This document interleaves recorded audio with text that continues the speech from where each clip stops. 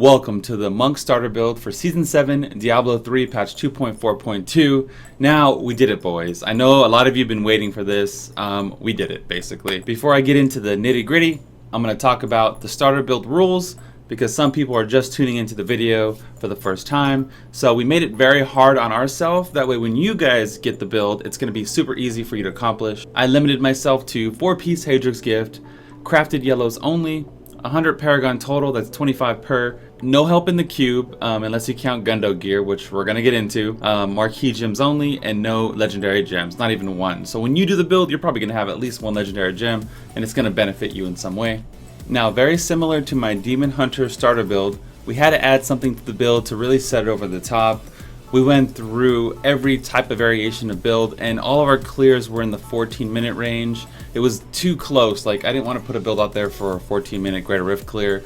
So I want you guys to face roll, I want you guys to succeed. What I did was I added the Gundo Gear to the build. Now, this trick has been bouncing around the community for a while now, and what it is you want to limit the pool of items you can get from Kadala, right? So I have a level 1 monk here, right? Level 1 monk. And what you do simply is you roll for items on your level 1 character, and there's only 2 possible legendaries Kadala can give you at level 1 if you roll like bracers, for instance. So the chances of you getting Gundo Gear is extremely high. The only thing you can get is Gundo Gear or Pintos Pride. Wave of Light slows enemies and deals 135% increased damage, which you can use both of those bracers, right? You can use Gundo Gear, and then you can use Wave of Light to trigger it. So if you get both and you want to wear one and put one in the cube, that's fine by me.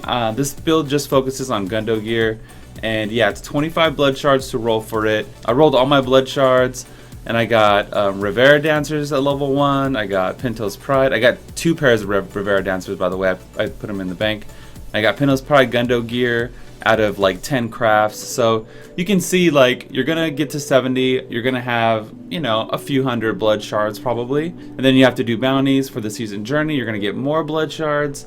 The chances of you getting Gundo Gear is extremely high. Just make a level 1 character on season, obviously make it on season 7, and just use it to roll for gear. And then what you do is you just take the legendary property, put it in the cube, since you're gonna have to do bounties anyway, like we just talked about. So the chances of us getting Gundo Gear are extremely high, and I feel like it's very low RNG. I'm sure there are lots and lots of builds out there that people are making, but my build specifically is set up for you guys to succeed. This is why I set the bar so low for me, because I just want you guys to be able to copy and paste it and be done with it, okay? So this is the build.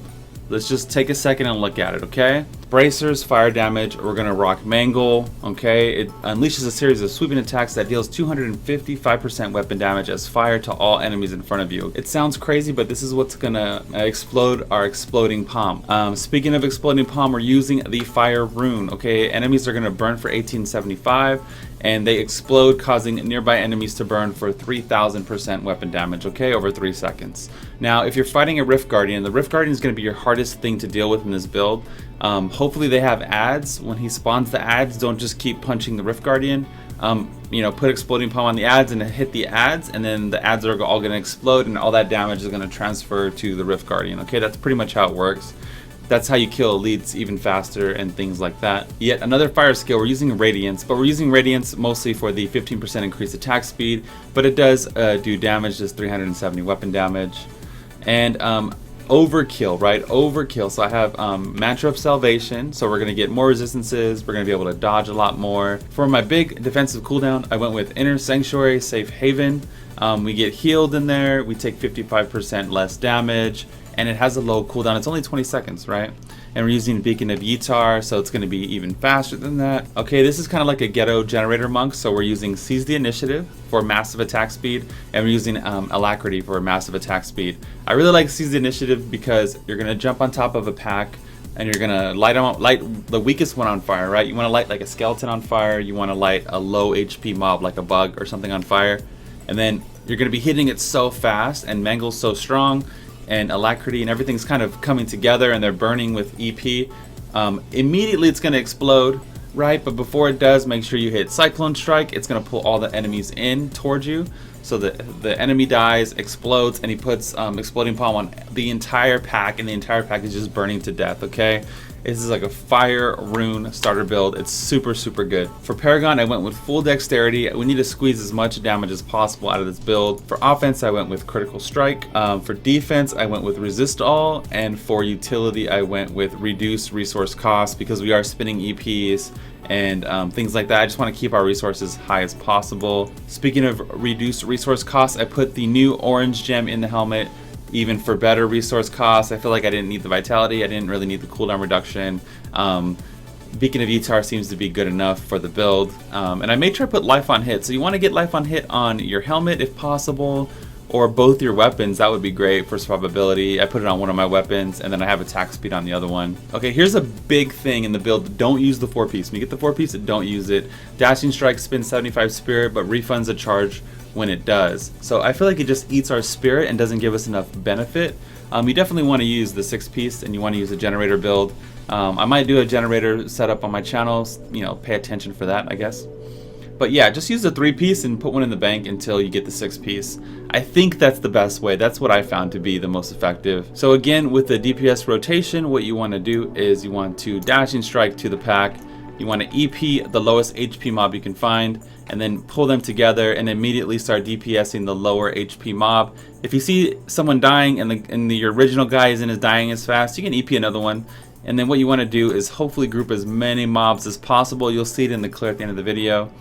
They're going to die, they're going to blow up, they're going to just burn everyone, light everyone on fire. If you do take too much damage, obviously you want to Dashing Strike on top of health globes if possible, or use your Sanctuary buff, and that'll pretty much make you invulnerable. You can use your active ability, your Mantra of Salvation.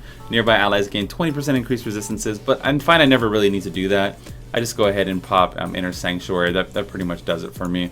After you get your Gundo Gear and you take down your Greater Rift, or even before that, if you have extra resources to spend, I would try to get Depth Diggers, okay? They're going to increase your generators by 100% damage. You're going to need them anyway if you're going to run the generator build. That's it, boys. That's it. We're done. We're done. All the starter builds are complete for Season 7. I really hope you enjoyed this series. I enjoy doing them. Sometimes they're extremely effing hard, like the Monk was super hard, and the Demon Hunter was hard. So yeah, but it was worth it. It was worth it, especially when you guys tweet me and stuff like that at Bluddshed, like, you know, thank you for the build and stuff like that. It all kind of comes back, right? The hard work pays off.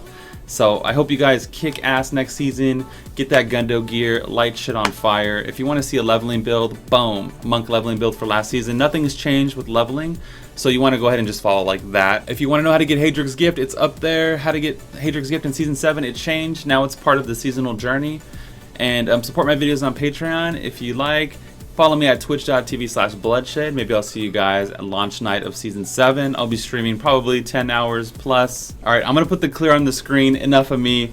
This is the Bloodshed, and I'm out of here. Peace.